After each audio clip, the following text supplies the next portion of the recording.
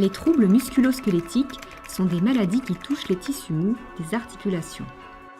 Les TMS sont la première cause de maladie professionnelle reconnue dans le BTP.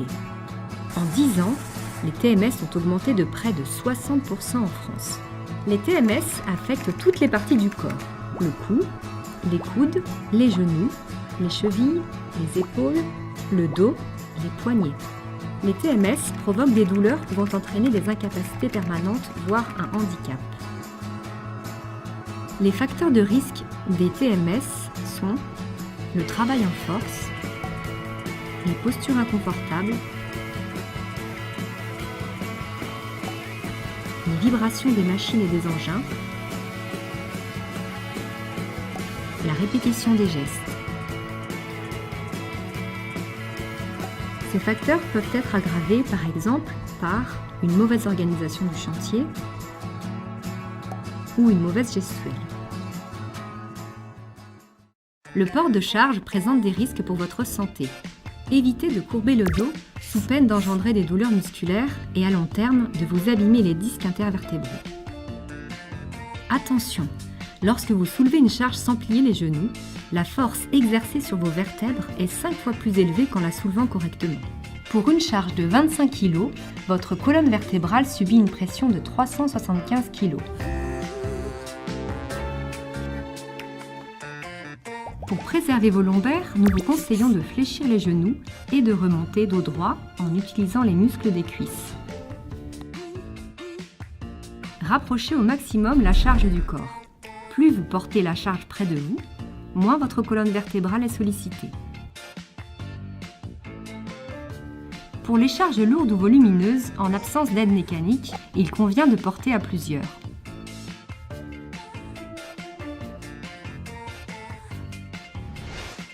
Et n'hésitez pas à vous aider d'outils tels qu'un diable ou un chariot.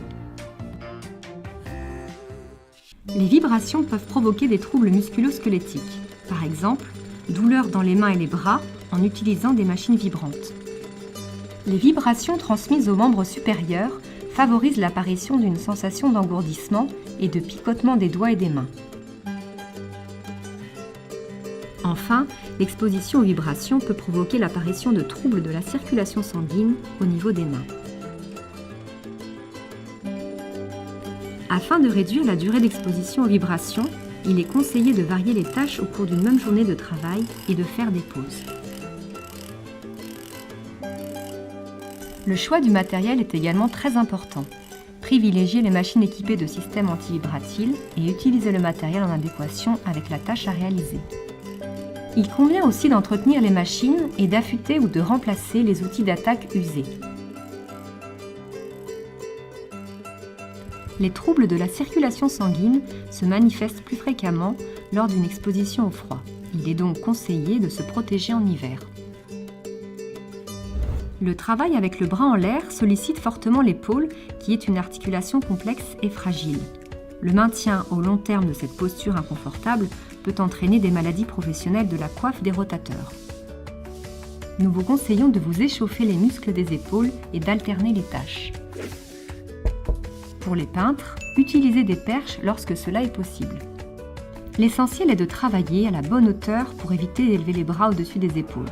Pour cela, vous pouvez utiliser des plateformes roulantes ou des échafaudages.